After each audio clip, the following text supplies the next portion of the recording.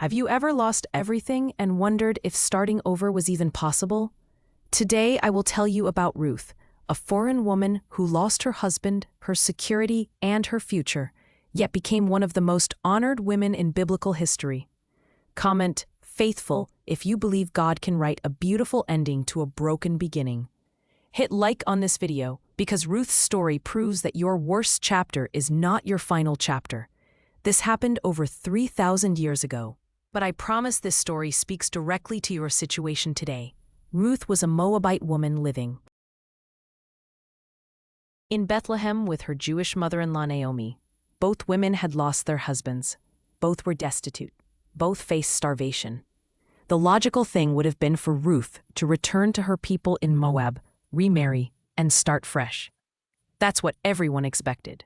That's what made sense. But Ruth made a decision that seemed foolish to everyone around her. Where you go, I will go. Where you stay, I will stay. Your people will be my people, and your God, my God.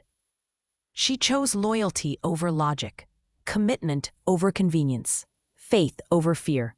Comment loyal if you've ever had to choose between what's easy and what's right. Ruth didn't know that this decision would position her for the greatest blessing of her life. She became a gleaner in the fields, picking up leftover grain to survive. Humbling work for a woman who had once lived comfortably. But God was watching. God was orchestrating. God was preparing.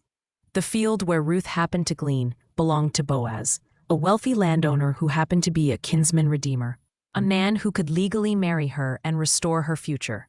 But it wasn't luck. It was divine appointment. When Boaz saw Ruth's character, her loyalty to Naomi, her work ethic, her integrity, he didn't just help her survive. He made her his wife. Hit like if you're beginning to see how God positions faithful people for breakthrough. Ruth went from widow to wife, from foreigner to family, from poverty to prosperity, from forgotten to favored. But here's the most incredible part. Ruth became the great-grandmother of King David. She became part of the lineage of Jesus Christ himself. The foreign woman who lost everything became part of the most important family line in human history. My friend, if you've made it this far in this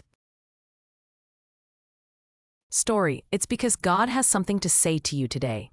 Your setback is not your setup for failure. It's your setup for favor. Your loss is not your end, it's your beginning. Your loyalty in the valley determines your blessing on the mountain.